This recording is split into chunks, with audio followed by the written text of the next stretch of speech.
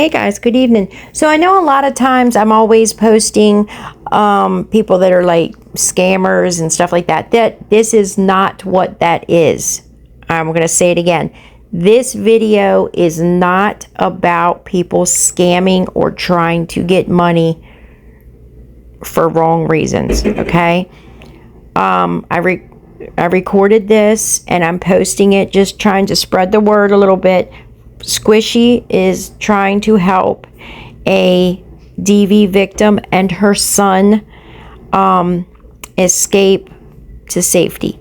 And the husband tried to unalive the lady and her son. He was arrested and he's bailed out.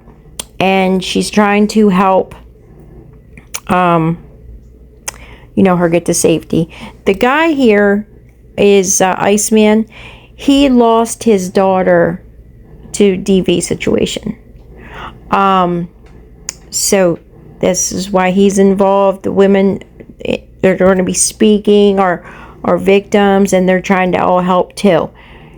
You can go to his page. It's Iceman77CFM. And there's a video there where he kind of tells the story a little bit. And Jelly Roll commented on his video. It's really, because I was like, oh no, it's not Jelly Roll. And I clicked it, 8 million followers. It's seriously Jelly Roll. So, so he was just trying to help out by giving his platform to kind of spread the word a little bit. You will see the, there's a QR code, I guess, if you want to donate to the fundraiser. And that's it. I'm just trying to put it out there to kind of push it a little bit so more people will see it, hear it, and maybe help. That's all. Okay, guys, here you go. This is the fundraiser for a DV victim. Hello. Hello. How are you? I'm good. Can you hear me? Yeah, I can hear you. Okay. Sorry, my AirPod went dead, so I took it out and I didn't think you could hear me. Oh, no, I can hear you, hon. You doing okay? So much. Yes, I appreciate you so much for helping with this. Oh, absolutely. I'm glad you can hear. I'm trying to figure this box thing out. So,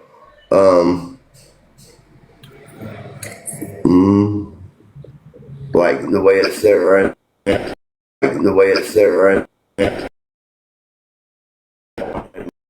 Sweetheart, can you make me a mod and I can change it?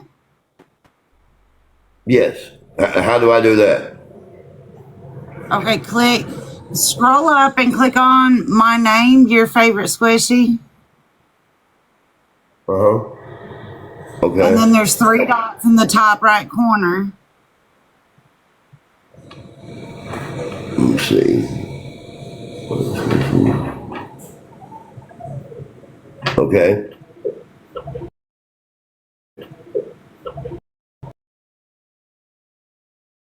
After you hit add moderator, there's like swipe across. You want to make sure they're all on. All of them? Okay. All right. That way I can you know what I mean? I can help with the live. Okay. Absolutely. I got you.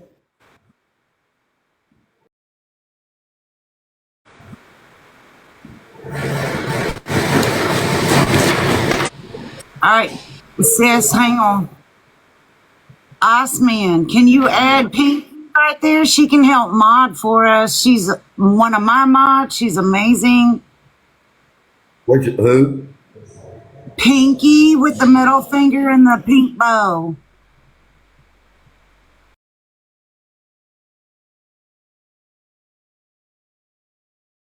I'm not seeing Pinky. Hold on. I'm a mod. I can pin comment. No, we can't pin because I'm in the box. There she is. Can you see it now? Um,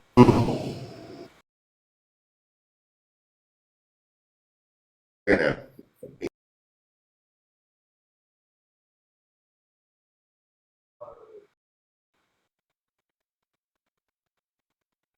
Okay.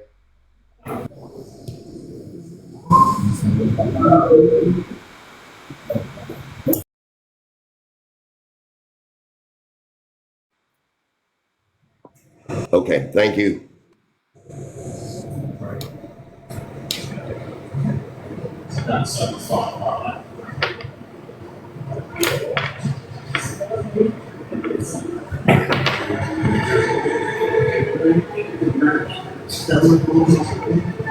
Welcome in, everybody. Hello, Felicia.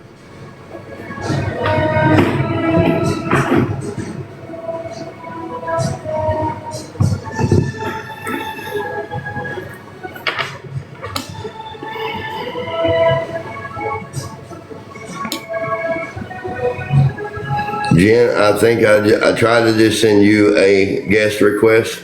Let me know if you get it or not. Oh, there you are. Okay.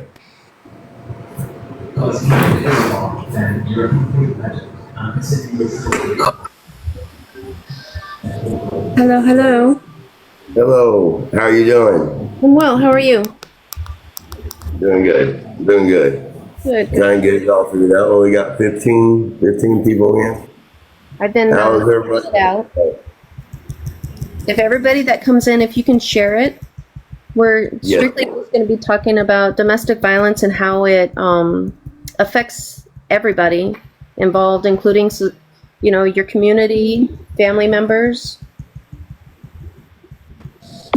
and that avenue up for people to tell their stories, get it out there, make society not accept it anymore. Try to get stronger punishments for those who want to beat up other people, men and women, because men do go through domestic violence as well. Basically, that's what we're doing. We just want to get this out there.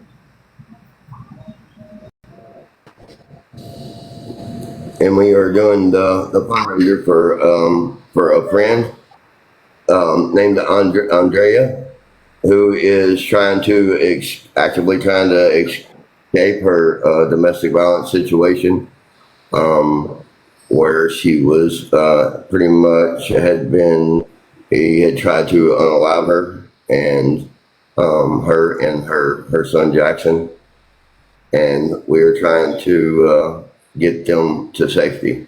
And that's what the fundraiser is for today.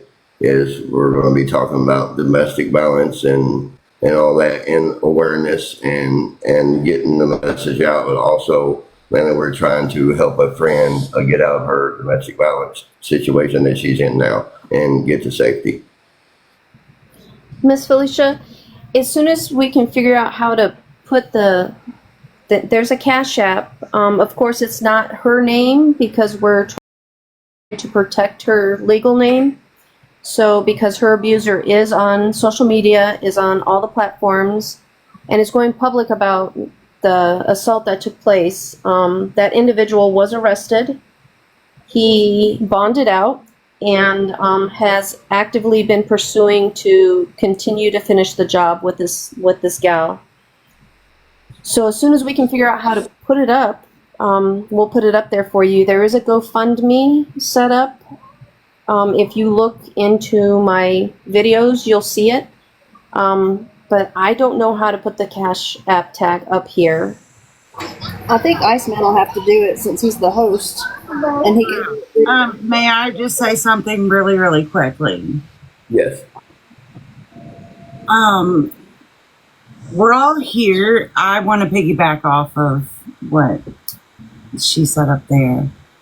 We're all here for the same reason, to help domestic violence victims not only get to safety, but to be in safety and speak out.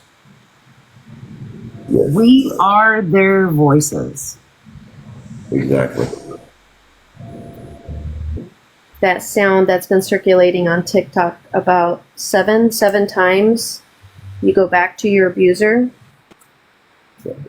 That's a very true statement. Many don't have a way to get out. Many are too fearful to get out. Many won't speak about what's going on because they're seen as weak or they put themselves there. Law enforcement really doesn't do much other than make the victim feel like a piece of crap. You know, there's really no true support. They hand you a piece of paper and say, oh, here, you know, they can't contact you. But when they do contact you, they don't go out and arrest the individual again. It's just another police report after police report after police report. So we need to be a voice. Absolutely. How do we put the Cash App up or a link to it to where everybody could click on it and get to it? Is there a way we can do that? You have to green screen it. So in other words, if you have it, you have to have like a screenshot, save it to your photos, and then go to your enhancements or effects on the bottom, search through your pictures and bring it up that way. I've got the actual screenshot, but I don't have the ability to screen in this live right now. How would I make it to where you could add you as a co-host? I'm not quite sure. Possibly modding me, making me a moderator, but don't quote me. I'm not real sure. Yes, mod her and she can green screen in the big screen. I can make it a big screen if you mod her. Okay. Which one I'm modding here? Mama Stevie. Stevie, right? Okay.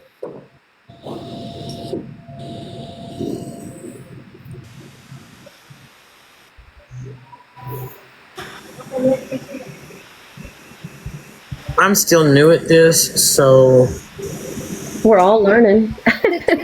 TikTok's got a thing about green screens now, so I don't know if it'll affect. I can do it when I'm live. I can't do it when someone else. Miss Felicia was giving you some instructions there. I've been in some lives before to where I've seen them be able to share it like in the chat. Okay, give me a second. I'm in the big box, so let me see if I can figure out how to bring up my green screen because they've done this new update and I'm not seeing anything for my enhancements, my effects, or nothing. If you can't do it that way, you can also put a sticker up and just type it in there, and then people can type it into their phone. That's the way I normally do it. So while she's working on that, I got a couple of key talking points for domestic violence that I got for we can kind of go over those for a second. So definition and forms of domestic violence. Domestic violence refers to patterns of abuse behavior in relationships used by one partner to gain or maintain power and control. Economic, psychological abuse. Abuse can occur in any intimate relationship, regardless of gender, sex orientation. I think it's important to say that it doesn't matter what culture you live in, it happens. It happens. Absolutely. It happens with both men and women. It happens to, it's the prevalence and statistics, DV affects 1 in 3 men, or 1 in 3 women, and 1 in 4 men globally in their lifetime. It often goes unreported due to fear, shame, stigma, or lack of support systems. And that's kind of important because that's what we're here doing today is we're supporting the cause and we're supporting victims and survivors of domestic violence. And we're showing that there are people out there and there is support, you know, that we are here to support you because so many times the system fails and the resources that are supposed to be available aren't available. And then it comes down to people like you and me to step up and try to make a difference, you know, and to show people that there is help and there is support. You do have people. You do not have to go through this alone. That's a very true statement. In most countries, domestic violence is a leading cause of injury to women, is another one of the statistics. In most countries, domestic violence is a leading cause of injury to women. More signs of abuse, warning signs of abuse: extreme jealousy or possessiveness, isolation from friends and family, which we see that all too often, so many times in nearly every case. That's how they start. That's how they start to gain their control, is by isolating you away from anybody that can interfere with them getting that control. Constant criticism or humiliation, control over finances, movements, or decisions, threats or actual physical harm. Impact of domestic violence: physical effects are injury, chronic pain, disability, or even worse. Psychological impacts: depression, PTSD, anxiety, low self-esteem. Children exposed to domestic violence often suffer long-term behavioral and emotional problems. DV can lead to job loss, homelessness, and social dysfunction. I'm just going to chime in on that part. The videos of the incident that took place. Yes. And even after he's been arrested, even after he bonded out, even after he made an additional threat on her life, he continued to call her job continuously. They knew what was going on. She had to leave her job because he was still trying to control every part of her life, even though she was cutting that tie. And a lot of that's due to trauma bond. You know, he loves me. He loves me so much. He's making these promises. And a lot of times folks believe those promises, and that's how we get sucked back in. I'm speaking from experience because that's what happened with me. But I can't speak to everybody, but I see it a lot where the victim goes back time and time again because there are broken promises. I'm never going to drink again. I'm never going to do drugs again. I'm never going to cheat again. Whatever the excuse is, they go back. It's every time it's always, I'm never going to do it again. You know, it'll never be that way again. And it's so easy to fall back into that, especially like what you're talking about, the trauma bond, being bonded by trauma. And, Right. And with all that, you know, and it makes it so much easier to go back. It makes it easy to go back. Some barriers. Go ahead. I'm sorry. No, you're fine. Go ahead. I'm just trying to kind of get some of this information in, and as you guys are trying to set everything up, so you go right ahead and talk all you want, because you're a much better talker than I am. I don't know about that, but there was a saying that I heard a while ago after my incident that I endured in. We tend to keep swimming in the same small pond because we're comfortable. We know what to expect, opposed to going out into the big ocean and learning and exploring, because we have that fear of the unknown. So we stay in our small pond because we know exactly what to expect and how to respond to it. I'll be silent. I won't say anything to them. That's how I'll protect myself. You go out into the big ocean and you just have no idea what's going to approach you. So it's super fearful.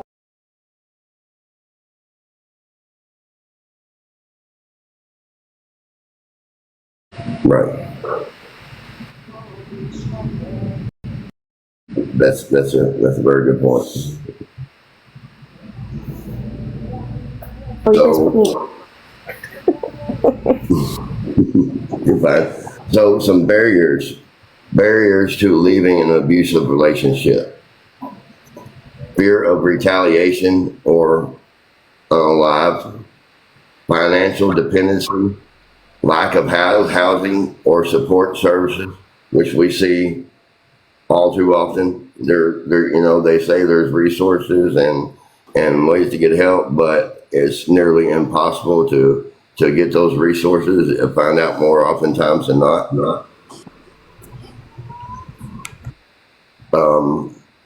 Cultural or religious pressure, and just the stigmatism of it, and how our culture tends to suppress that, and a lot of cases, a lot of religions, they think that they teach that basically you shouldn't ever walk away from a marriage, or women should submit to their husbands and stay in a home, and basically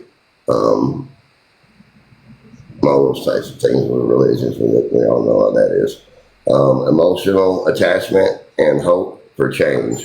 So that emotional attachment could be just like she was saying just a few minutes ago, the trauma bonding. That's where that comes in. There's a gal in the chats. Her name's Kelly Lilly. She's really, really good with all of this. Mm-hmm. She used to do these segments on here a few years ago where she would read DV survivors' stories. She would do it as a live. People would send it to her. She would read them, and it would help recognize those people, give them a voice. And I mean, if she can jump up in a box, that would be great. Let me see. Which one is it? You said Lily? Lily. Can one of you all add her in? Because I'm not seeing. She just messaged down there in the chat.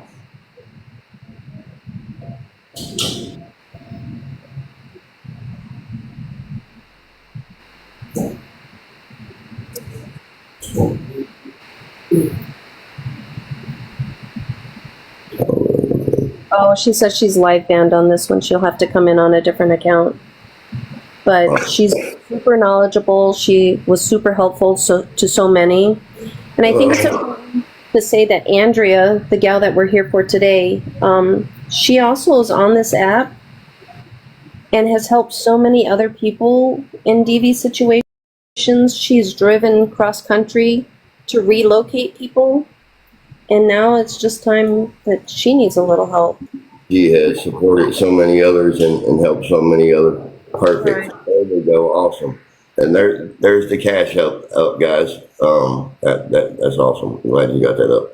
And because it's important that really, I don't want nobody gifting me or anything like that. Just make sure you go through her cash app and donate, so that money goes straight to her. There's no transfer of hands here as far as funds. Everything will go straight to the victim, and that just so everyone knows. Anything that you want to give, please go to the Cash App, or even the GoFundMe if you want to go to GoFundMe. Either one, I would recommend Cash App, because for one, it's easier, it's more convenient. Plus, they don't take some of your money. Right, taxes. Does take part of your proceeds. Hi, everybody.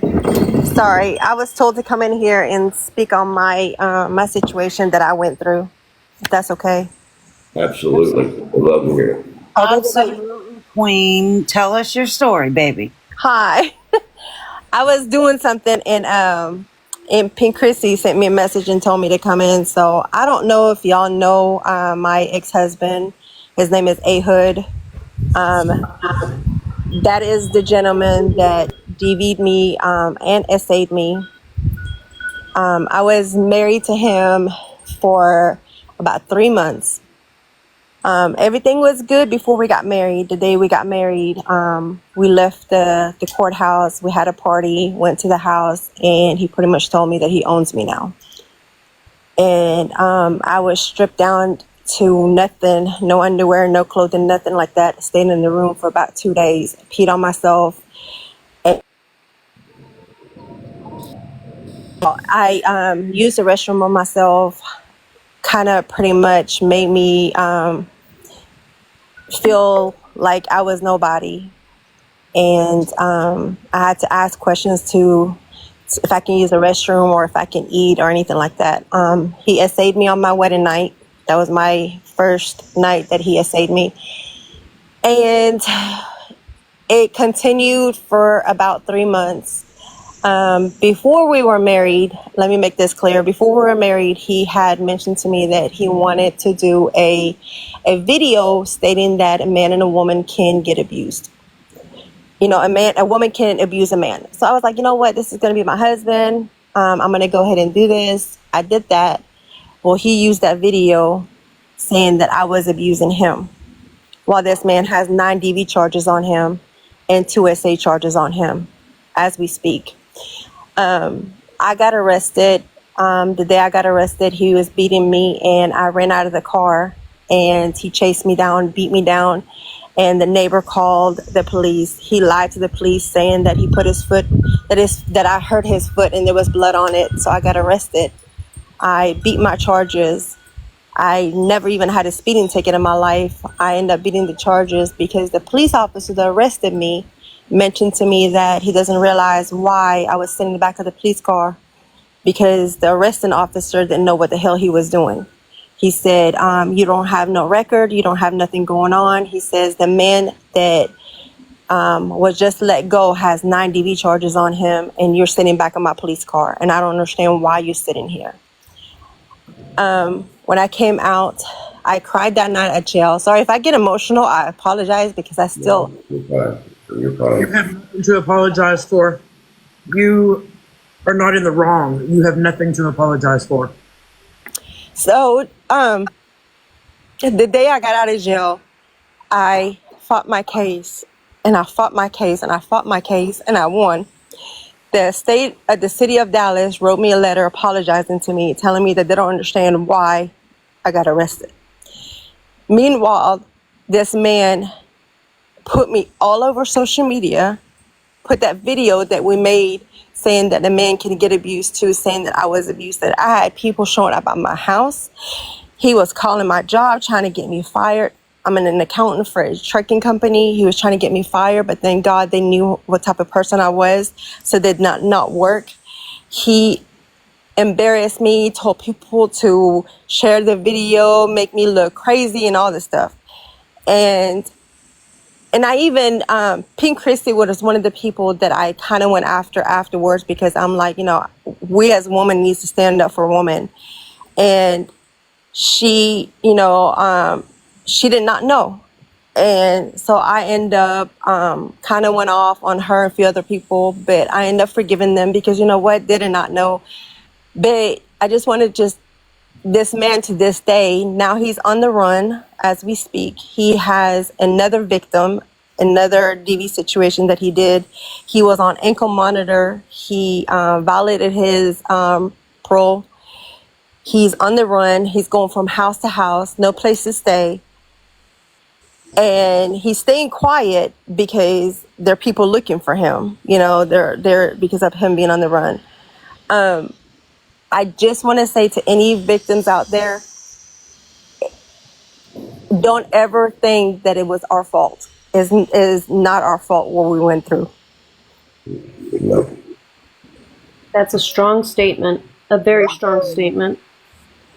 It just, to this day, I still see this man. He has made so many videos of me, making fun of me, saying that I look like this, saying I look like this, and it just back and forth. And I live through this every single day. And I've never, ever been through this situation, ever. But you know what? I know the man upstairs, he knows what's going on. And I feel like this man is going to get what's coming for him.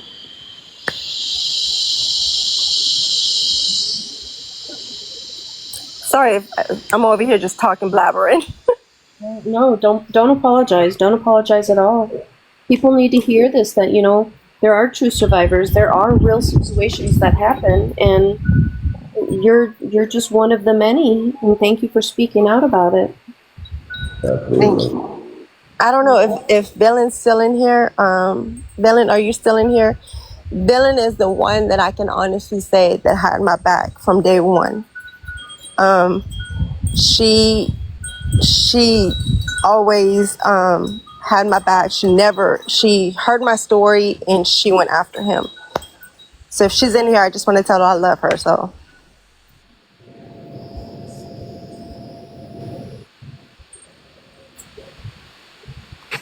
and I'm glad to hear you getting emotional and telling your story and letting some of those feelings come out. That's a form of release, a release for you, and that's part of the healing process. And I'm glad to hear that. I know it's. Iceman, do you mind if I give a recap right quick for the ones who have just now come in? You go right ahead. For those of you, and then I'm going to make it quick, and then I'm going to mute, and someone else can tell their story. For those of you that have just come in, the Cash App that you see on the green screen, she is in an active, unsafe position right now, and extrication is becoming involved, trying to get her to a safe place. It's bad. It's really, really bad. Every time she relocates, he finds her. He's got people that are stalking her children. He tried to kill her in front of her children, and she's got to get out of the area to keep her safe. So that's basically what this fundraiser is for. And then, of course, is looking forward to maybe get this as a start to continue to help other people get to safe places and continue to keep them safe. But that's what it's for. As you can see, it's Lexi Kane, DD Fundraiser 2025. If you cannot help, please just share it out, so we can get this woman and her children to the safest place possible. Absolutely. Thank you. Mama Stevie, I know you and Steph both have me outside of this app. Can one of you two contact me and see if there's anything that I can do resource-wise off this app to help try to get her to a safety, starting a safety plan with her, doing whatever I can through my business to see if we can't get her out along with your Cash App? Yes, ma'am. Absolutely. And I believe that you know this person. 100%. Okay, get with me outside of here and we'll talk. That way we still have confidentiality. Just make sure the main points are hit. Absolutely. So being that the case is still an active case, I don't know if I can give you certain details because a lot of it is still with evidence. But I'll ask. I can set up like a VC or something with the three of us and we can go from there. That'll be perfectly fine. Whatever they are comfortable with, don't push them. As an advocate, I'm here. I'm available 24/7. My phone's always on. If they want to talk to me privately, everything that I discuss is confidential. And I don't repeat anything unless I have consent. And then I only repeat what I'm allowed with that consent to repeat. I thank you. Also, guys, it's important to remember that keeping her identity confidential and all that is very important, and mainly because, as you all know, in a domestic violence situation, and not only with just the active ongoing case, when you decide to leave and you're trying to get out and get away, that's the most dangerous time that there is in a DV situation, is when you're actively trying to leave. Sometimes it's the fatal point. This individual has made it so bad for the person that we're fundraising for that she's lost her job. She is about to be evicted. Constantly calling her job, having people this, that, and the other, harassment. I'm a tough old gal, and I've been in this from the beginning, and I'm not sure that I would have been able to do it. And I have resources, and she has done this the best she can on her own, but she's living in nothing but a state of paranoia. She's constant danger. She can't even, go to her mailbox that's probably 150 feet away from her front door for fear of retaliation or something else going on for the constant harassment. So we just decided that the best thing for her is just get her out of the state. And that's what we're doing. Get them saved where she can't be easily found, and that's what she wants. It's like basically a witness protection program without having to go into witness protection. Guys, there's enough of us in here right now that we can make a difference. and we keep sharing this out. Who says that we can't have a TikTok live and save someone from a domestic violence situation to help get them away and get them to safety? Who says that we can't do that?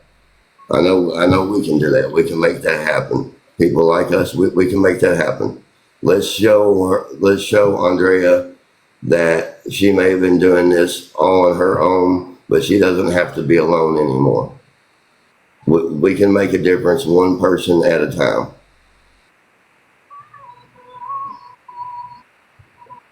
Well, she's definitely been a strong advocate for many points on this app as well as others.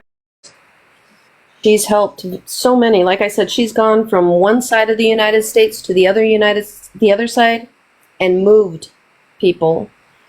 That's just who she is. She's extremely helpful. People think that, you know, they can take advantage of situations like that, but she's always held everybody accountable, and she's a loving individual. She really is.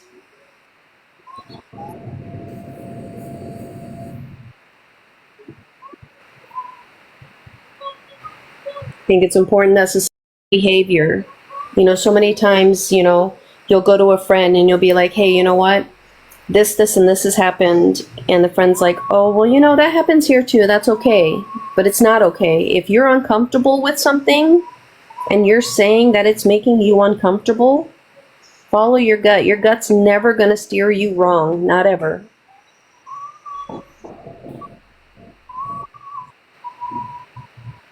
So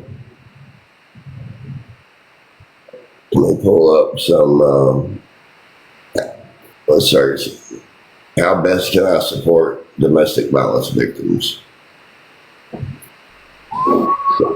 Supporting domestic violence victims requires sensitivity, trust building, and access to the right resources. Here are the best ways to support someone experiencing domestic violence, whether you're a friend, family member, colleague, or a part of a support network. Number one is believe them and listen without judgment.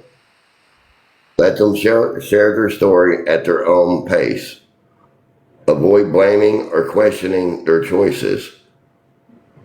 Like the main number one is, why didn't you leave? Avoid, you know, that's the number one thing that people asking is, why didn't you leave? There's a lot of reasons that are going to their head of why they didn't leave or why they have not been able to get out. A lot of times it's just they're just waiting for the right time, and you may be able to make it, you know, help them make this the right time for them to get out. So let's remember that.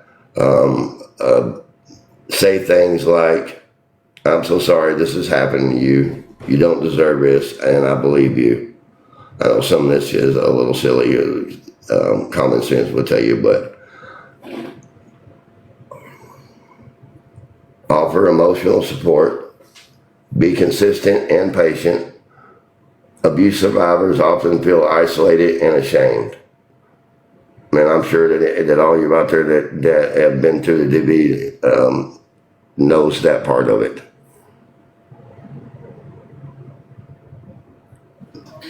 Can I interject real quick? Yes, that's why I'm pausing in between to give plenty of time so that we can touch on these talking points.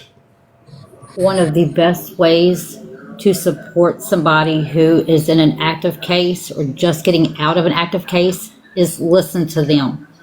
They have been silenced for so long, and they can't start to move away from this and start to heal as long as it's built up inside of them. Absolutely. And you're right, you can't be judgmental towards them. You can't sit there and say, well, if this had been me, because then you're devaluing what they have endured. And it's not fair to them. It's almost re-victimizing them. Not only am I an advocate, but I went through it. I was almost murdered 5 years ago. So my personal experience, I can't state to anybody else's because everybody's situation is completely different. And the one thing I absolutely hate to hear is, well, how hard is it to leave? My sister did that to me so much. Well, Shannon, just get him out. It's not that simple. When you don't know from day to day what they're going to do to you, And then you have the gaslighting and the love bombing. And then, well, he promised he's not going to do it again. Well, today it's just we're having a really good day, so I'm just going to give him another chance. It's always that hope that things are going to get better that makes it hard for us to actually leave until it gets to that point where it's life or death and you have no options to leave. Yes. And I'm going to bounce off of that and say my situation, there was death. He was in and out of prison. His last little run in prison, it was, I love you, it's never going to happen again. I believed it, let him come home.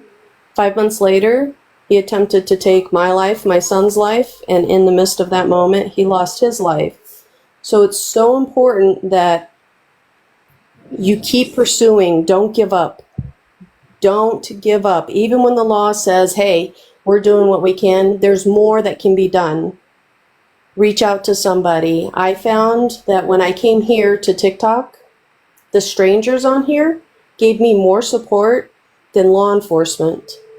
So sometimes even just the stranger is a better person to have that conversation with than somebody you know, because there's no judgment.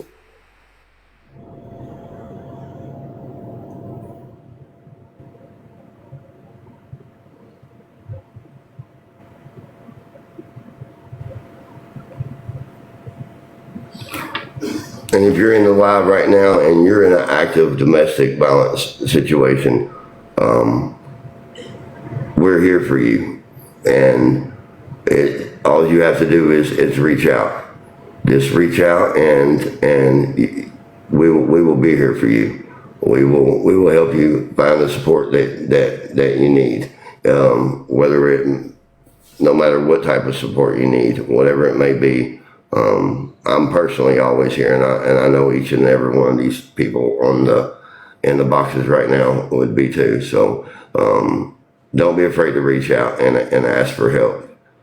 If you're going through it right now and there's anything that we can do to help you get out of that situation, please let us know. And we'll do whatever we can.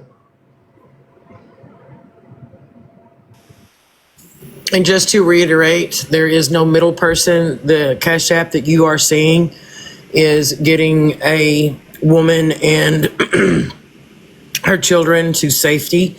This goes directly to her. There is no account that's in between. This is her Cash App straight up.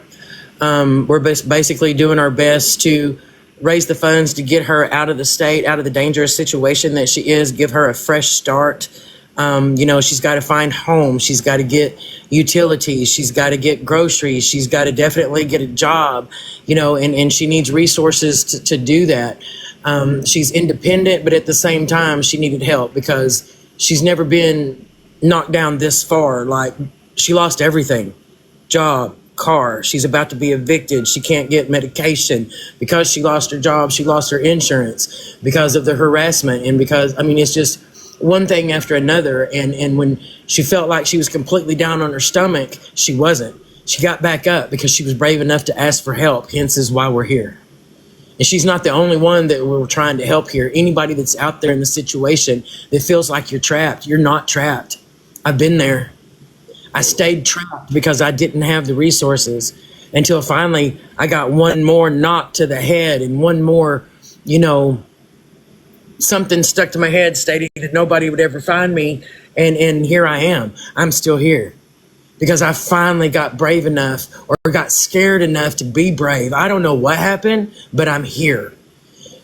The route that you take is never the wrong route when you finally decide enough is enough and you reach out. You have to reach out for help. There's so many out there that have tried to do it on their own and they have not succeeded. We want to have this success. We want to give them the success. This isn't just one person. Like the stats, guys, look at the stats. 7 minutes. The video is accurate.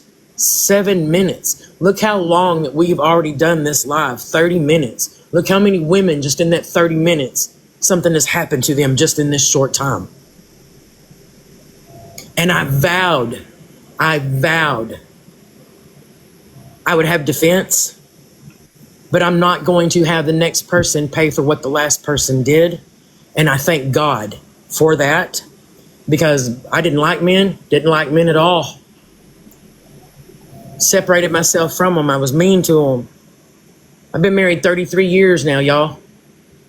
I have 3 wonderful children. They're not wonderful all the time, but I have 3 wonderful children, all their flaws, because I was finally able to get the help and get out.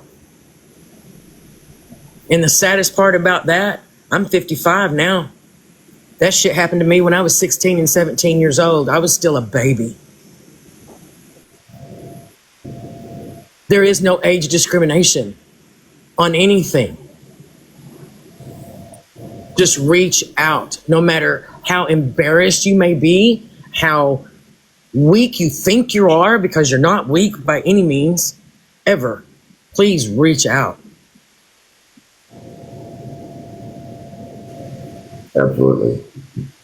That's the first step of being able to get out of your situation is to reach out, because you're going to need support and you're going to need help, and every situation is different. You may have to and be some planning. There's probably a lot of planning that's going to have to take place, and help with that. You're going to need help with that. So reaching out would be your first step of getting out of your domestic violence situation. And that's another thing too with Andrea, the young lady we're trying to help here, is that it took so much strength for her to ask for help, because like it was mentioned earlier, she has been on this platform and on other platforms and has personally helped so many other women that are going through their domestic violence situation and helped them get to safety. And like she said earlier, drove cross country to help move people and get them away. And she's lived it and preached it, and would have never thought that she would have let herself slip into a situation like that. And it took a lot of strength for her to ask for help. And I'm asking you guys to please, don't let her down.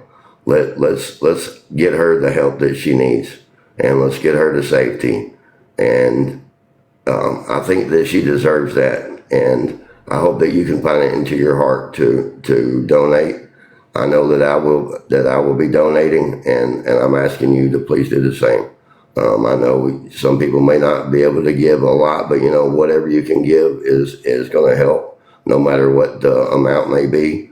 And it's much appreciated. And it's like I said, we talk about karma and everything. She deserves this. She's helped so many others. She deserves to have this help. And even if you can't help, share it out. If you've listened to the story, if somebody asks you, what's this about? The story, you can explain it to them. Have them share it out. It's going to reach people. They're going to ask questions. We get it. Times are hard. Every little bit helps. Every little bit helps. Just share it. And let's get this woman and her children safe. I think it's important to say that on the GoFundMe, it's asking for $2,500. That was just a rough estimate for the cost of a U-Haul, a trailer, and some fuel expense. I know it's not a whole lot of money, but in the same sense, it is a lot of money because times are hard. But like everybody's been saying, if you can even just donate $1, donate $1. Words of encouragement, being an ear, whatever you can do to help, please do so.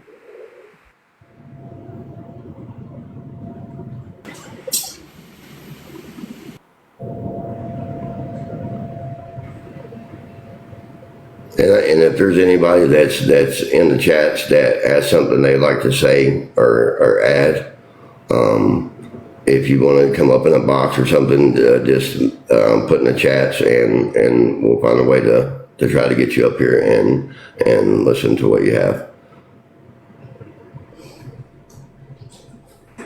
Sarah, this this live is about domestic violence. We have a gal and her children that are in danger. The abuser has been arrested and is out on bond and has made another threat to fully succeed at taking her life, taking her away from her children. So she's been living in hiding for the last few months.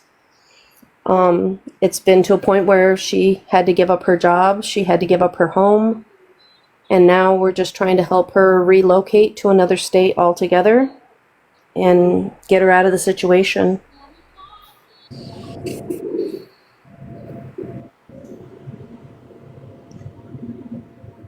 And we can make a difference, guys.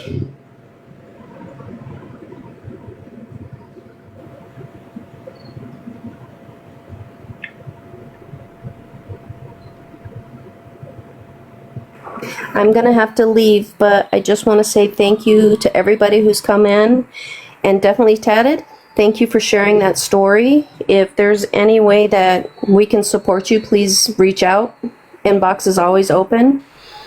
And for anybody that's been listening and knows the situation, if you need further information, please reach out to one of us and we can get that for you. Once a victim, now a warrior. She also does a lot of advocating, so please reach out to her. And I just want to say thanks, guys. Thanks for support and showing up. Absolutely. Thank you for being here. Thank you for being here, too. I'm going to jump out of here and I will talk to you folks in a little bit. All right. I follow you, love. Thanks for being here. Thank you.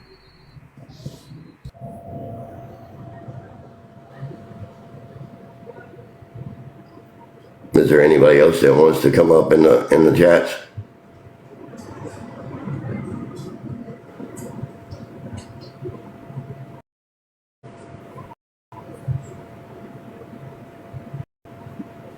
I think it's important for people to understand how domestic situations actually happen, because they don't start out like this. They start out perfectly normal, what you think is going to be a healthy relationship. And that's where love bombing comes into play, where you fully trust them. You've got every intentions of wanting to have a good, healthy relationship, and they take everything that you say and they start to twist it, which turns into the gaslighting. And it gets to the point where you become a shell of who you were. And by that point, you're in so deep, you don't realize that you're there. And it hits you like a ton of bricks once you realize that you were in an actual domestic situation. And it's extremely hard to get out. It's not just one of those things where he wakes up or she wakes up and decides today's going to be the day I start hitting her.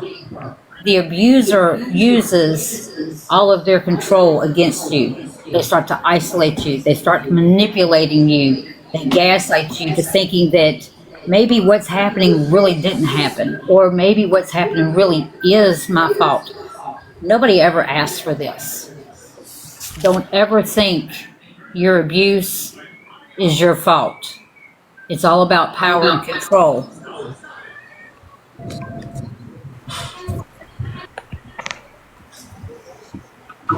And I am going to say, am I echoing? Not to me. Okay. Just a little bit, not much. I am going to say this. A lot of us look at, I think I'm echoing. Let me drop it and come right back.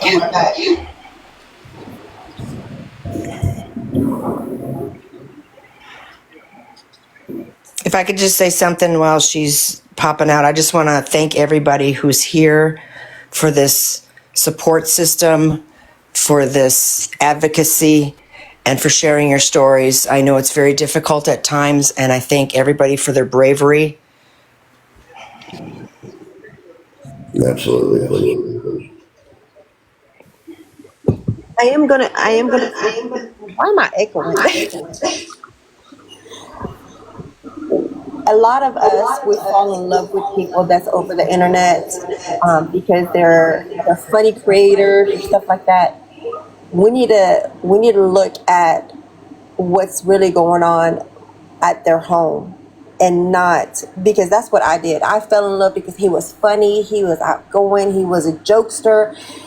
But then when I got into a relationship with him and everything was good the first couple months, and then when we got married, that's when all that shit started and all that abuse started. Like, I ended up not talking to my family. I wasn't allowed to talk to my family. I wasn't allowed to my finances. I wasn't allowed to do that. He wasn't working. I was the only one that was working, but he was controlling my finances, how much money I was spending, all that stuff. So we need to look at everything.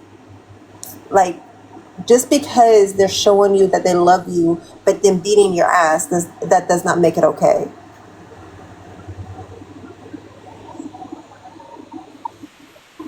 And just know in Tatted's case, she did say it earlier for ones that were not in here, her abuser is still on the run. She is not the only person that he has done this to. He has done this to women previously before her, and apparently now, according to her, he has another one. It doesn't stop unless we get to the point to where something is done to stop them, to where these ladies and these men that are being abused get their justice. They're the ones that are being blamed. They're thinking that they're being blamed, and they're not to blame. Right. I am sorry. I'm like, I have so much to say. The person that was before me, he caught a charge with her. She had the cancer. She lost her life due to cancer. He beat her with a baseball bat in front of her children while she had a stage 4 cancer. And this is somebody that everybody just love on this app. And I say his name. His name is Ahud Official. He is an evil person walking around. He meets people off this app. He makes you feel special. He moves into your house because he tells you he doesn't have a place to stay. Once he stays at your house, that's when the abuse starts. And I just recently got my divorce from him. It took me almost 2 years to get my divorce.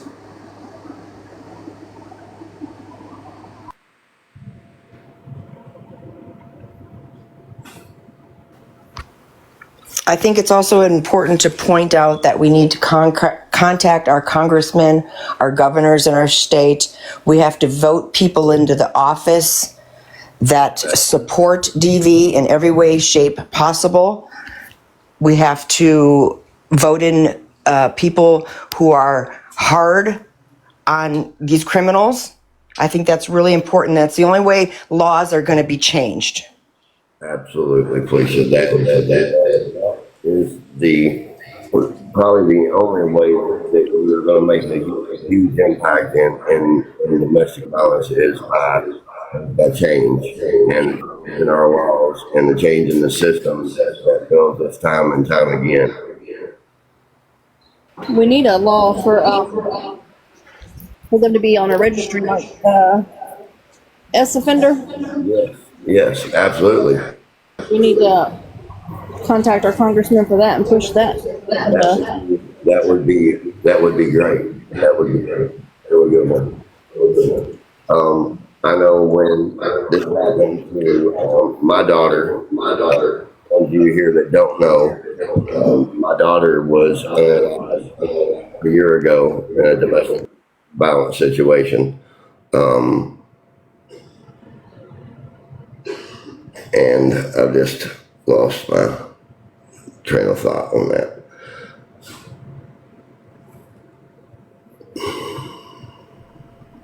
Anyways, my thought was I wanted to come up with a law that would allow parents or family members to intervene because in just like her situation, she was at a point, I guess she thought it was all her fault and all that, and wasn't willing to get out of the situation or to turn him in, but like an intervention law to where a family member can actually intervene the same way that they would if there was someone in a mental health crisis or that had to be committed or something like that.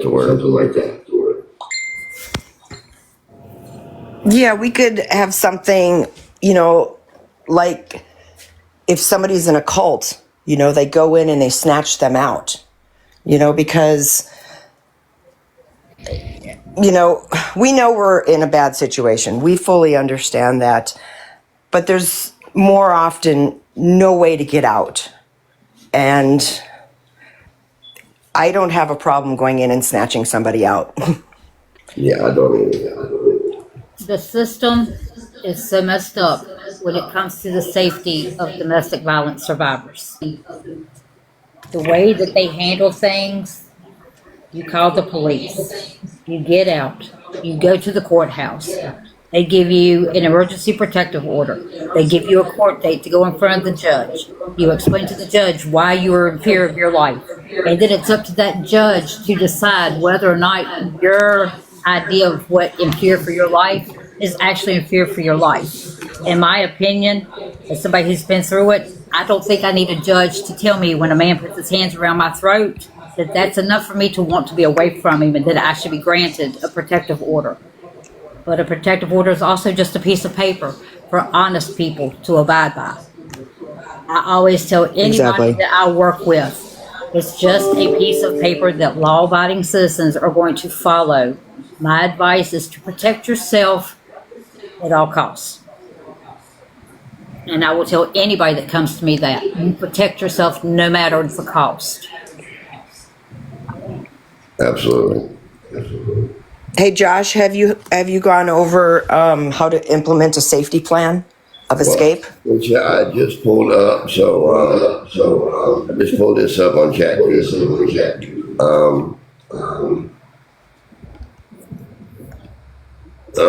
Domestic violence. Well, I gotta pull it back up. Hold on. Now, what were you saying again, Felicia? The safety. How to implement a safety plan of escape? Right. That's what I just pulled up, and it's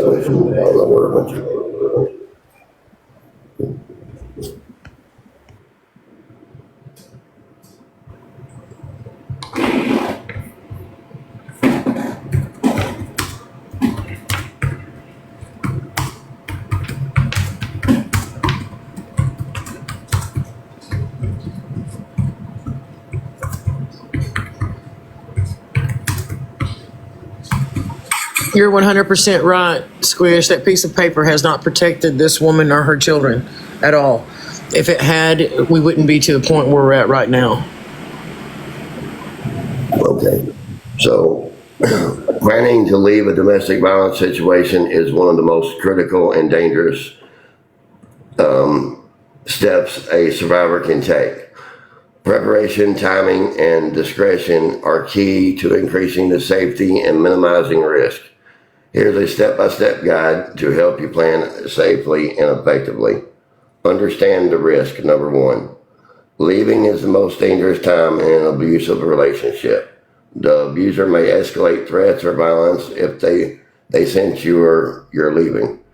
Do not announce your plan to leave. It's one.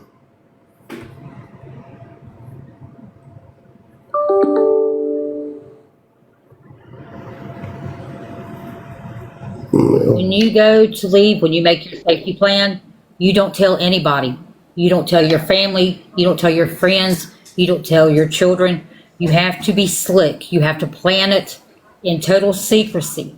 You only take the absolute most necessary things that you need to survive on a day-to-day basis. Your clothing, food, medication. A lot of people are worried about their animals. You take your animals with you. You take your children with you. You start saving money to the side. You only take the bare necessities for you to survive to get out of that house. Everything else can be replaced. Absolutely. Number two would be create a safety plan privately, of course. Develop a written or mental plan that includes when and how you'll leave, where you'll go, who you can trust for help, steps to stay safe afterwards. Number three,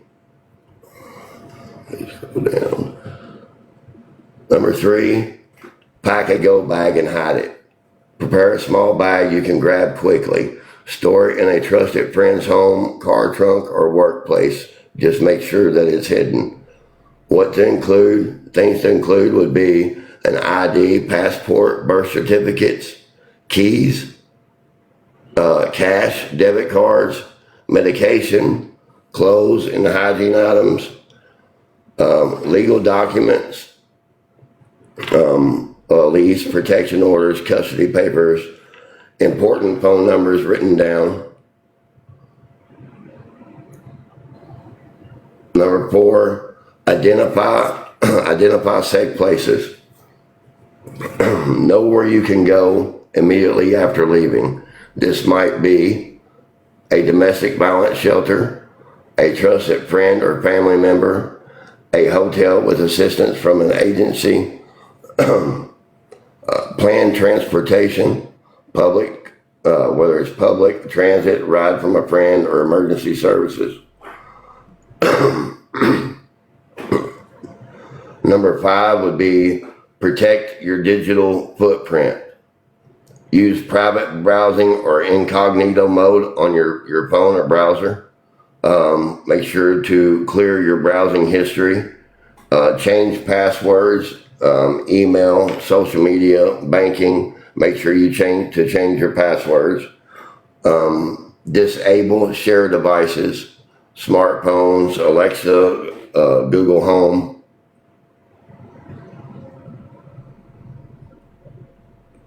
Consider legal options. If safe, talk to a lawyer or domestic violence advocate about filing a restraining order or a protection order, custody of children, emergency legal aid or immigration concerns, police accompaniment when collecting your belongings. That's the thing to consider, is using the police if you're going to collect your belongings.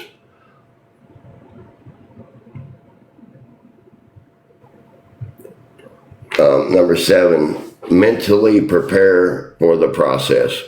And I think that's probably a real big one right there, is mentally preparing yourself and getting your mindset right for what you're about to have to deal with and what's coming up, because it's not easy getting out of that situation, and we all know that. So mentally prepare for the process. Leaving can bring emotional and logistical challenges. You may feel guilt, you may feel fear, grief, or doubt. Those are all normal feelings. Remember, you are not to blame and you deserve safety. So it's like we were talking about earlier, so many women have been manipulated into thinking that what is happening to them is their fault. And that's the farthest thing from the truth. Is never your fault. It's never your fault that someone that loves you chooses to hurt you. So it's important to remember you are not to blame and you deserve safety. Plan for emotional support, counseling, hotlines, friends. And then after you leave, you have to stay safe. So things to remember there is, don't go back alone. If you leave and you have to go back to get something or for any reason, don't go back alone. Police can escort you to get your belongings. Change your phone number and consider a new SIM card. You can get a P.O. box at the post office, or ask to keep your new address confidential. Inform your employee, school, or child care provider to alert them. Vary your routines. Don't continue with all your same routines. So vary your routines and avoid known hangouts or patterns.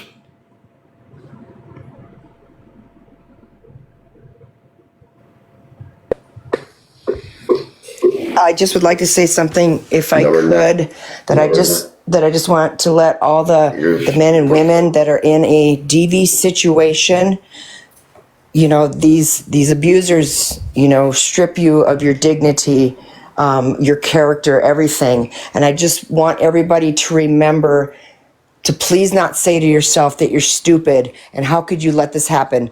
But remember this, they are really good at what they do. They are number one at what they do.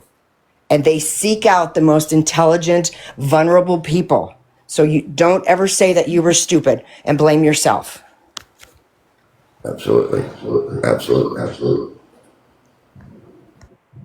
Thank you, Felicia.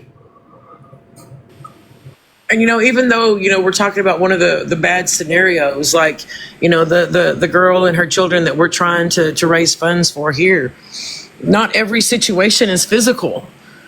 Not every situation is physical. You can have mental and verbal that is just as bad sometimes, if not worse or close to physical. It's the demeaning, it's the control. Just like Josh said earlier, you do it in secrecy because of the escalation, because they're fixing to lose control, or they're in fear of losing control. And so that's going to escalate, Absolutely. That is their worst fear, is the fear of losing that control. Exactly. And so they've been controlled for so long, even once they get the help and get out, they still live in fear because they were in fear for so long, they haven't felt that freedom. This is going to be a long road for her. Just getting her relocated and started, that's not going to fix it. She's got a long road of recovery, mentally, physically, emotionally, her children. Like, this is not just, oh, let's get her out and then she's going to be okay. Yes, I couldn't agree with you more. And unfortunately, this is why laws and law enforcement needs to be constantly educated, because one of the first questions they ask when they're called is, did he hit you? Show me the mark. And, we all know that the scars and sores of mental, financial, emotional abuse they run much deeper. And it's much harder to prove because it turns into a he said, she said thing then.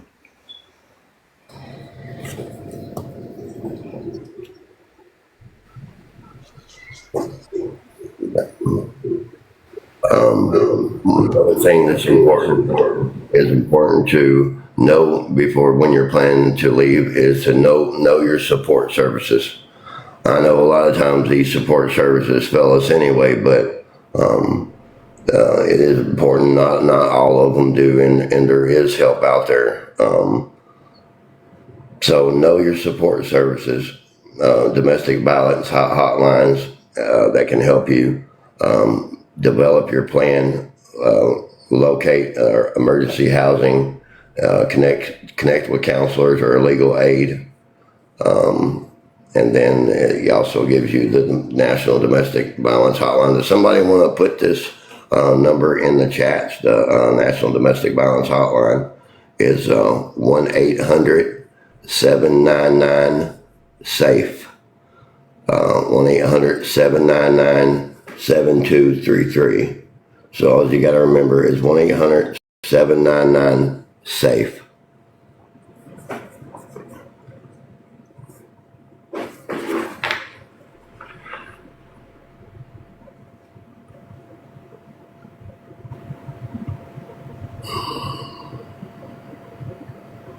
And then 10, and it's a very important thing, to build a support network. So you want to be able to surround yourself with support, right? Because, like you said, getting out is just the start, because you still have a lot that you're going to have to be dealing with. So you're going to want to build a support network. You don't have to do this alone, and that's just like what we're doing right here today. Is we were showing you that you don't have to walk the walk alone. There are people out there that care. There is support, and we are here to support you. You don't have to do this alone. Reach out to domestic violence advocates, friends or family who will support you without judgment, shelters,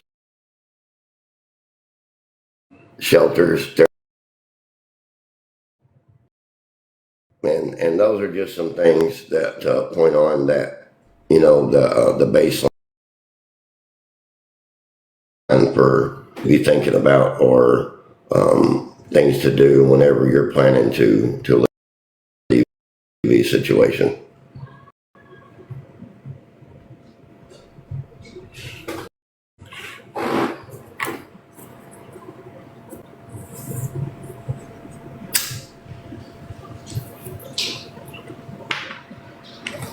Is there anybody else that wants to speak?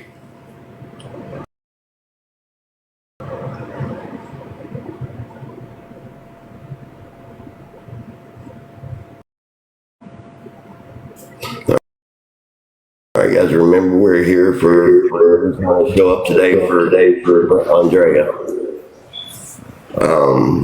We're trying to get Andrea to a safe place. She is in an active domestic violence situation that she is trying to get out of and get away from. The only way for her to be able to do that safely is to completely leave town.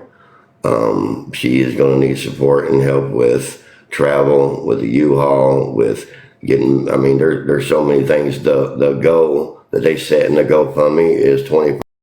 That it's actually going to take, it's going to take a lot more than that, but 2,500 is to help get out, and to get her to a safe place, to where she has family and to where she has a support system.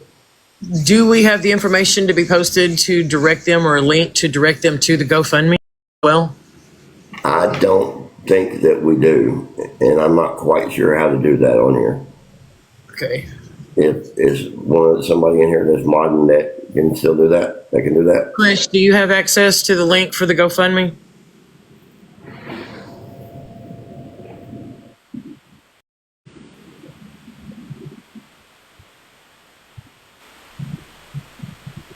But also anyone that wants to go to GoFundMe, if you're watching now, you can also go to the last video that I posted on this live. There is a QR code. Also, if we're not able to get it up here, you can go to that video.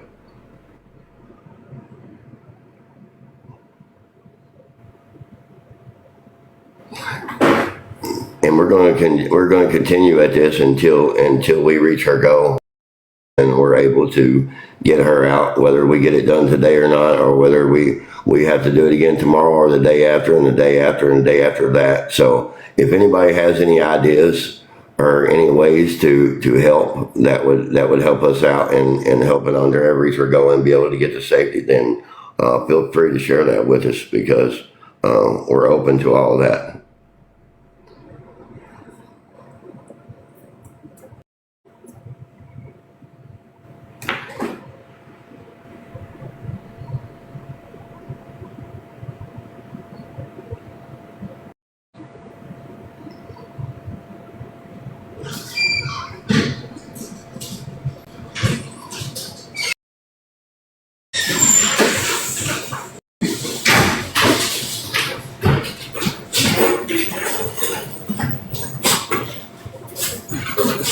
Are you still alive?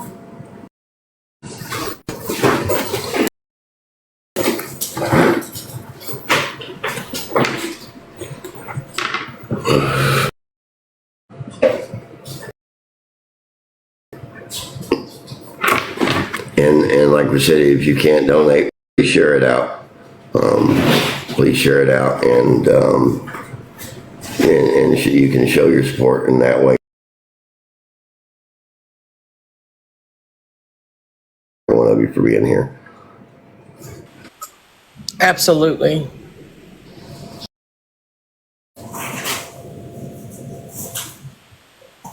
And remember, guys, each and every one of you, we're all, as individuals, we're only one person, but we're always stronger together when we come, and we can get this done. Exactly. Exactly. Just if you can give a dollar adds up. I mean, if you can't even give a dollar, just share it out. You've heard the story. You know what we're trying to do. If you're asked, this is exactly what's going on. Trying to get her a fresh start. Find the resources, to get her on, down the freedom down the road, because it takes a long time. I mean, like I said, I went through it. I went through it very, very young. And years, all of my children are with my current husband. But what happened to me back then, when I was 16, 17, I was married to the man for 5 years. And for 5 years, I put up with it. And you can't just erase it.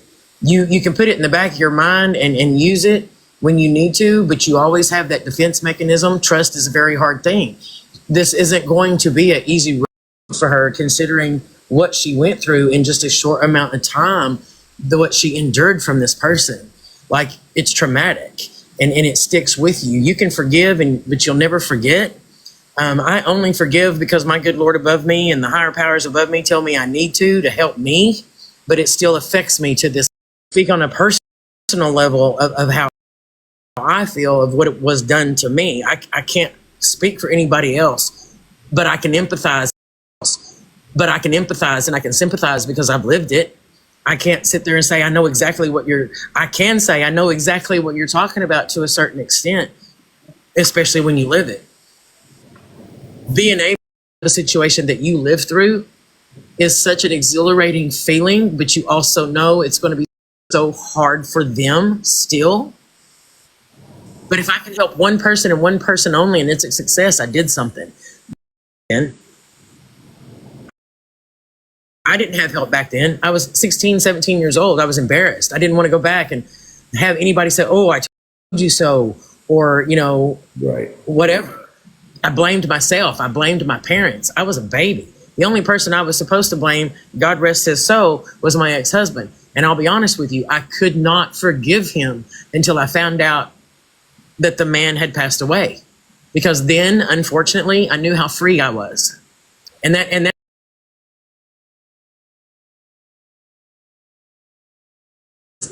relief that I didn't have to look over my shoulder anymore.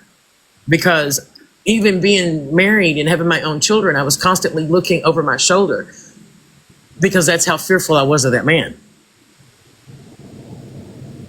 And it's a struggle for me every day to not let it affect me to this day. And that's why I thank God every day for my current husband, because like I said, I didn't trust men. This man fought for me, not against me, not beating me. You know what I mean? For me, which was totally different than what I was used to. Right.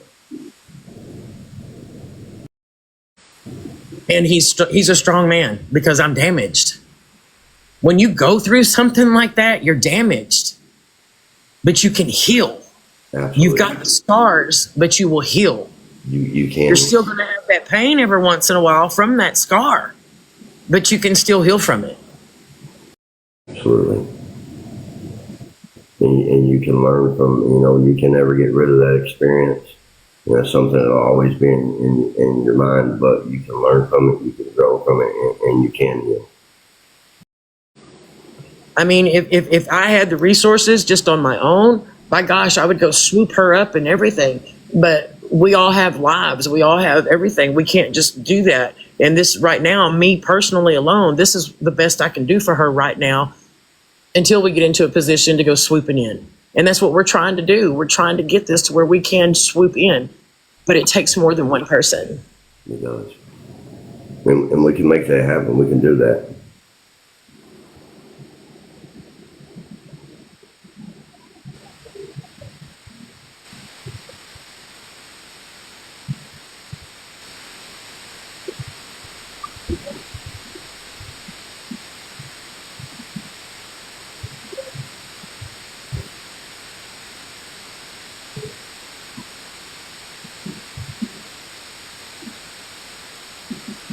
Is there anybody that wants to come up and speak?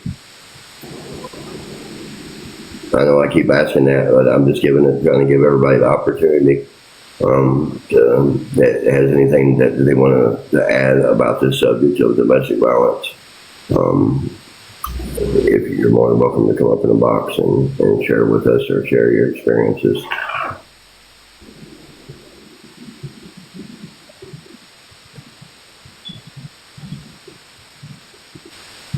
Yes, Felicia. Yes, please. Yes, yes.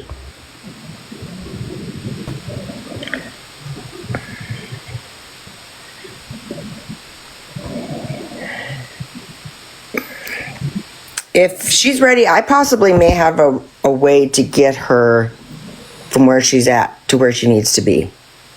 I just have to make a couple phone calls. That would be awesome. So let me do that when we get off here today, or while we're here, I'll jump off and see what I can do. But if Josh, if you could just text me the state that she's in and the state she needs to be in. I think it's already been published or whatever, but you know what I mean. So that has the ability to do these kind of travels. That may be able to help, so I can. You don't have to give me addresses now or anything, but just like state to state, if you could text that to me. Okay. Okay. Thank you. All right. Thank you, Felicia. You're so welcome. I just thought of somebody. Nothing short of amazing, and the support that I've seen from you and see you giving others, and the support you've given me throughout my journey. After losing Whitney, I really appreciate you, Felicia. Thank you.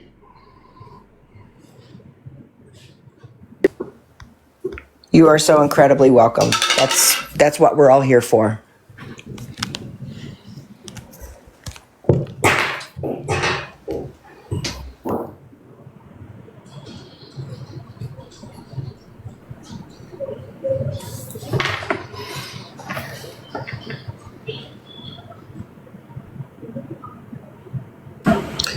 I'm going to have to pop out of here. I just want to say thank you for everybody that came in and shared, everybody that has been sharing this live and listening to the story and coming up and speaking. This is what it's about right here.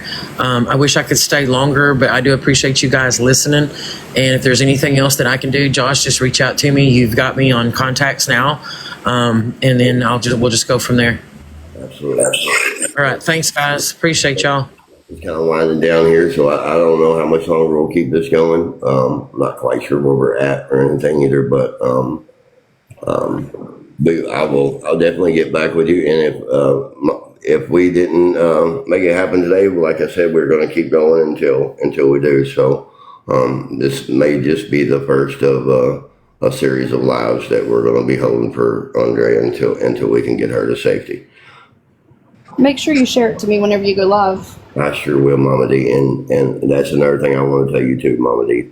You're another one that has been right by my side since I started on here, and your support and the love that you show me has been awesome, and I want to thank you from the bottom of my heart, and it means everything to me. You've inspired me, and you're one of those that have kept me going. Both of you guys. So thank you all so much. You have become family.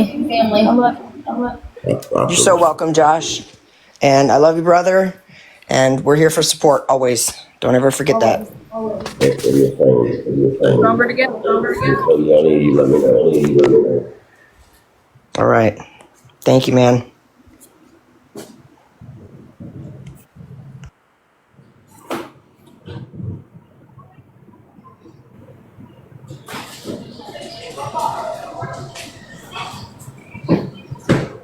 All right, guys. I think if we don't have anybody left that wants to come up and speak, I think we're going to go ahead and close the live. And we'll be making everybody aware of whether we're going to hold another live. I'm sure we will. We'll probably be doing it again tomorrow. So we'll make another video and let everybody know what time that'll be. And we appreciate all the support and appreciate you being here. And everybody remember that it only takes, we're always stronger together, but it only takes one person to make a difference. And you can make a difference. You can help somebody. And remember to always choose love and choose kindness and be a light. But anyways, we will talk to you guys later. Thank you guys for being here. Please, All right. Call me if you need love you anything, guys. Josh. Thank you all. If I can do anything. What'd you say, Mama? I said, call me if I can do anything to help. All right, Mama D. Thank you. All right, Bye bye. I guess.